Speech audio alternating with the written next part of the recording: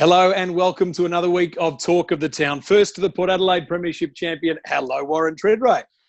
Good afternoon, and thank you for finally rocking up. We're recording a day late because you're off chasing some Wolf of Wall Street or something in Melbourne for a current affair. What's going on?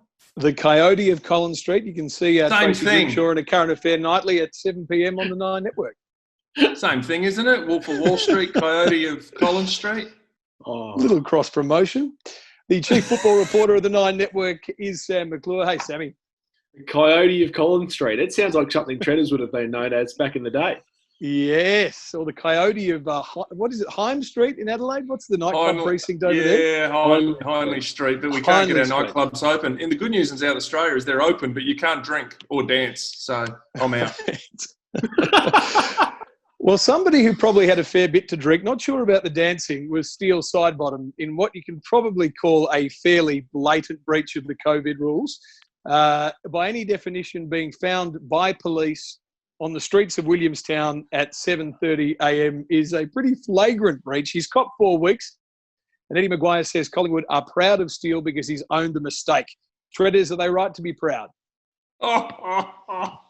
Positive is at least he had a crack. If you're going to break protocols, do it properly. Don't do what Ollie Wines did and invite a TV network for an interview. If you're going to go down swinging. But I found it quite amusing last night on Footy Classified. Eddie's doing what he had to do and defend his club. But I thought Matty Lloyd was Shane Warne on the 5th day of the Sydney Test. Eddie was a tail ender and he had no answers for him because, let's face it, there is no way to excuse his behaviour, Steele Sidebottom. And as much as you want to support your player, I thought it was quite laughable because being proud of him, well, I don't think any club would be proud once they heard that happen because as we saw earlier in the year, Eddie's reaction with a couple other players who breached. So I actually found it very, very amusing. And really, for people who say 4 weeks was too much, and particularly Collingwood, I thought their statement was ridiculous because if you look at what he's done, there's the AFL rules he's broken, there's the protocols he's broken, and clearly he's lost his way. And yes, he's made a significant mistake, but it's very quick for people to say you put the TV rights and the game at risk. Well, that's exactly what Steele Sidebottom did. He's owned his mistake, clearly, but I thought Collingwood could have been a little bit more harsh and not so supportive when realistically he is stuffed up big time. Tredders, what protocols did he break outside the AFL?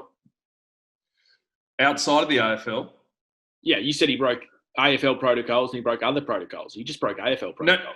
No, AFL protocols and COVID protocols. I mean, look, I'm with you. I think 4 weeks, given the circumstances, that was what I was expecting it to be. He's picked the worst time of any day of any month of any year to do it because it's at a time where Victoria are trying to plead with other state governments, yours included, Tredders, to let them play, and quarantine is such a big issue at the moment. I mean, people have compared it to Lachie Hunter getting 4 weeks. They're very different. Yeah, Lachie Hunter broke the law, but he's going to be punished by the law on top of the 4 weeks that the Western Bulldogs gave him. He's also going to be out of pocket a couple of $100,000 for the cars that he hit. Steele clearly made a really bad error of judgment. He and Lyndon Dunn went over to Jeremy Howe's house, which they're actually allowed to do because they're all in the same bubble, but you can't spend more than 2 hours there. They've clearly breached that. Then they've got an Uber, which they shouldn't have done. They tried to get a lift another way. And then the real error was Steele kicking on after that. And instead of going home, as Lyndon Dunn did, he dropped Lyndon Dunn home to go to Daniel Wells' house. Daniel Wells, I think, that probably has to put his hand up and take some accountability as a staff member of Collingwood as well to let that happen. And, Steele doesn't remember how he ended up on the street in his jocks with the towel wrapped around him. Obviously, they've had a fairly big night. Tredders said a lot of people, including, I'm sure, us three, have all been there at some stage, but we're all not AFL footballers in the middle of a global pandemic where, hundreds of millions of dollars is being relied upon.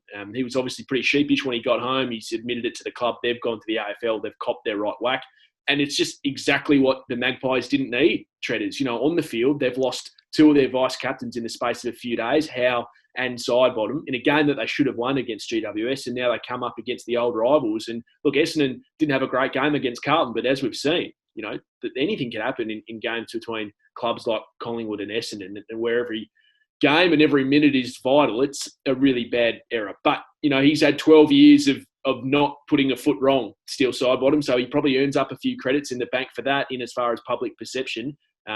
he'll bounce back. There's no doubt about it. But shocking timing for the club, shocking timing for the league. And as for Eddie, well, he was always going to put himself in this position when you're conflicted as he is, as a media operator and a TV host, but also a president of a football club, and you comment on others' activities as vigorous as he did with Jack Stephen and Geelong. There was always going to be the risk that something happened with Collingwood and you put in a similar position. And unfortunately, he was in a no-win position last night. Either comment and look conflicted, or don't comment, and you've got the president of the club not talking about it after he said to Chris Scott, just tell us the whole story. Yeah, I find it I funny, feel like boys, I'm the too. Maguire representative on this panel. Clearly, Sam's got a chip on his shoulder about Eddie Treaders. You've been giving him a hard time lately. He's good for football. He's good for Collingwood. He's good for football and he's great for Collingwood. Don't get me wrong. He's been great for football. When you launched the Footy Show all those years ago, he gave footy a boost that it's never had. But he's clearly conflicted in this. And I actually found some of the argument.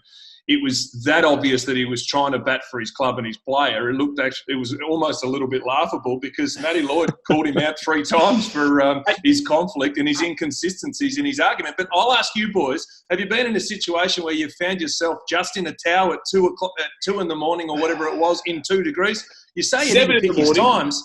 Well, yeah, 7 in the morning. So he didn't pick his times and he made poor choices. Well, in the middle of winter, you couldn't have a worse poor choice than maybe in the Arctic. I'm not going to lecture Steele Sidebottom on making poor choices. But anyway, he's copped his right whack, 4 weeks for Steele, and Collingwood will want to have him back as soon as possible.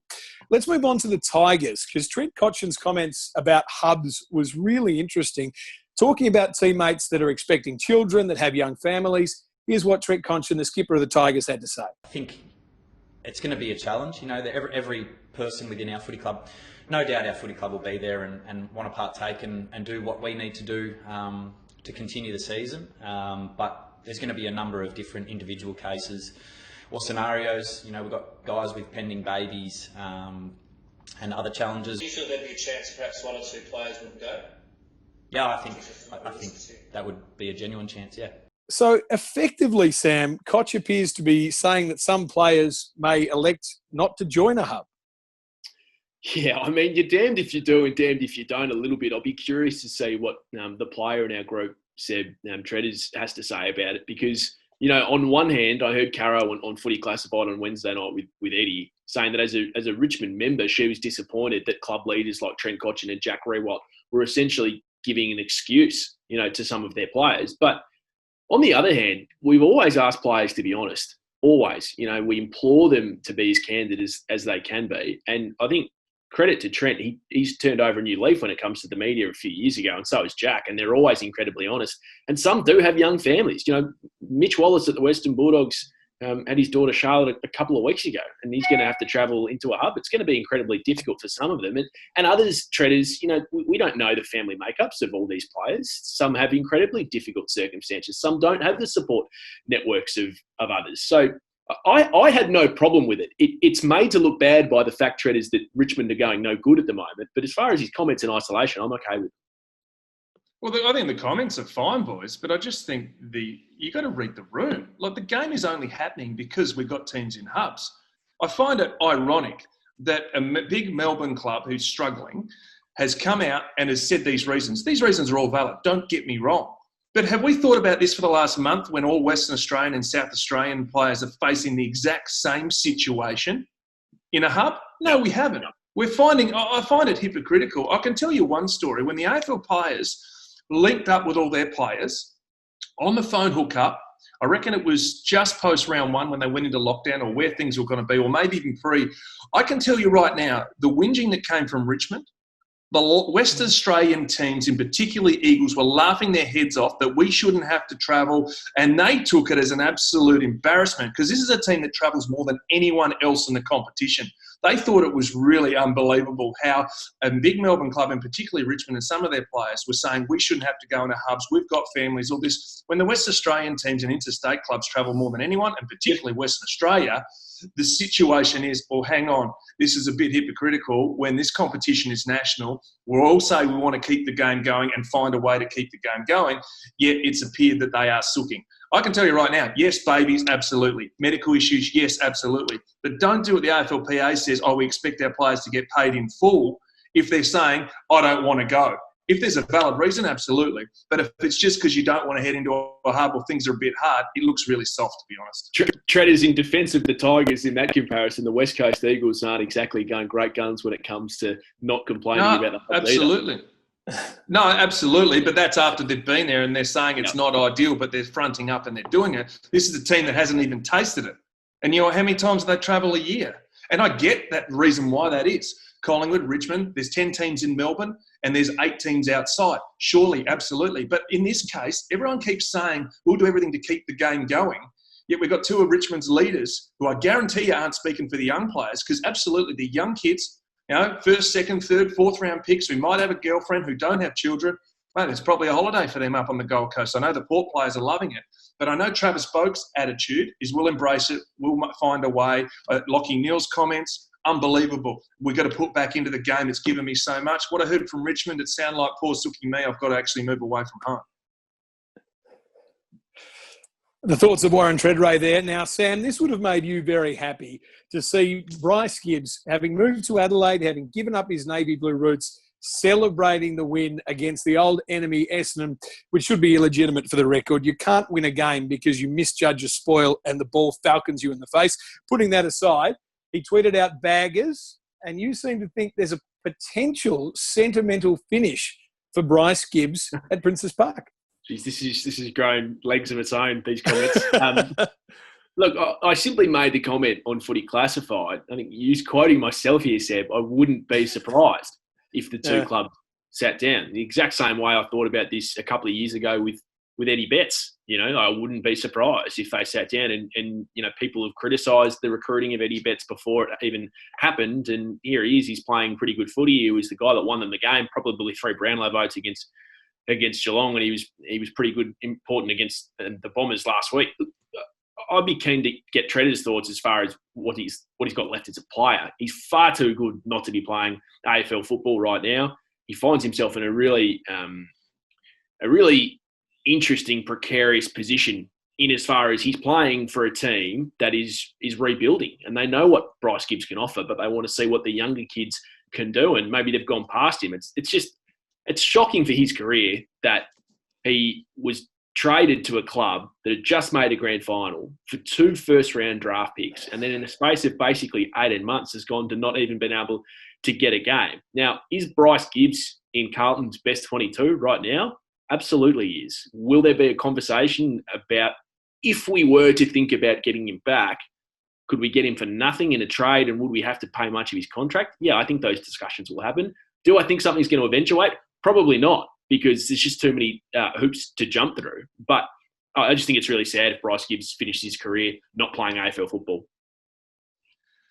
Well, boys, it's funny you say that, because I look at it Adelaide's perspective, and I had a meeting with them in the pre-season from a really high-ranking footy department member, and they said to me, Bryce has got some challenges. It was around for team defence, it was around role. They clearly want to play him at half-back, but Brodie Smith and Laird are 2 better options at half-back. So from that moment, I was surprised to see him in round 1, but we haven't seen him since, after that 12-week break between round 1 and round 2. For me, he won't be at Adelaide next year, and he can't be at Adelaide next year, because they're clearly in a rebuilding phase, and he doesn't. And the way he plays, or whatever's going on behind the scenes, whether it's more than just football or not, he doesn't fit into where they're headed. He is still owed, reality, 1.5 years of a contract this year and next year on big money, 600 plus. So that would suggest to me, very much like an Eddie Betts or Josh Jenkins, Adelaide Football Department will have to pay probably half of his salary, average salary, about 300 grand, and the other club gets him for a bargain basement AFL average. If I was Carlton and I felt that was the need, or another club, you'd look at doing it. But you have to do your due diligence to find out the reasons why and really dig, as you know. And everyone talks in this game, including the clubs. But reality is, he's probably no real value to Adelaide next year if they're going to continue on the same path and push kids in front of him. And he's going to be caught playing in the SANFL when that returns next year. So I think from both perspectives, there needs to be a parting of the ways. But what it does highlight, once again, is Adelaide's poor list management. And another club, right? This is not an Adelaide discussion, but it comes in to highlight another poor decision by the Adelaide list management crew, because to give up, as you say, 2 first-round picks and big money on a 4-year deal for a bloke who was over, midway through that contract, well over 30. Come on. Where's the accountability? Treaders, I think if, to put it in Victorian parlance here, if Collingwood were to let go 3 players in the space of 3 years that were all getting paid big money that they then had to pay to go to other clubs, I mean, there'd be a national inquiry into what was going on. And that's what's happened at Adelaide. It's been a disastrous few years for that proud footy club. I just hope that Matthew Nicks is given the opportunity to turn things around and given enough support, because they are too big a club, and you would feel that in South Australia, Traders, but they're too famous a club nationally to be down for too long. Yeah, and make no mistake, Matty Nicks has just got his feet under the desk, and I'm hearing a lot of stuff to suggest, look, if you're in that football department, and if you're in fitness, if you're in medical, and you're looking at that, there's going to be a clean slate soon. He's got his feet under the desk. He never got his assistants in because he wanted to sit back and look, and there were pressures with contracts. All of a sudden, with all the assistant coaches who are now out of work, there's going to be an abundance of opportunities to get new blood into that club and really strip it right back, including some big name departures in the off season, potentially from a board, the president stepping down and a few others. So I think it's time for Adelaide to hit ground zero and build again, even though they've started it probably 12 months earlier. We like the sentimental finishes, though, where this discussion started. Gary Ablett going back to Geelong, Eddie Betts at Carlton. So it would be good to see Bryce Gibbs back there at Princes Park as well. All right, social club time, gentlemen, where we highlight a particularly good example of social media.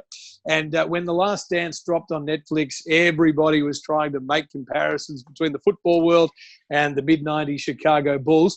The Gold Coast Suns have had a bit of fun with this, highlighting Matt Rowell and the great Michael Jordan. What do you think of this, boys?